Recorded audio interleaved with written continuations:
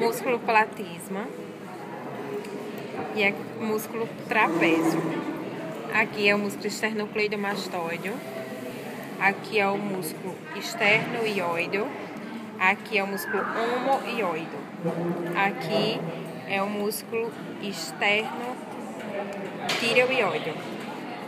Aqui é a cartilagem tireoide e aqui as cartilagens aritenoides. A artéria carótida comum, veia jugular interna, nervo vago. Pronto. Aonde?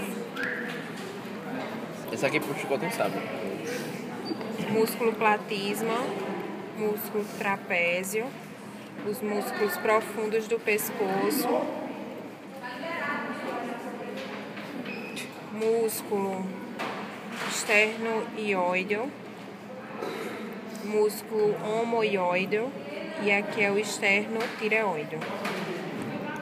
Aqui é o arco da cartilagem cricoide, lâmina da cartilagem cricoide.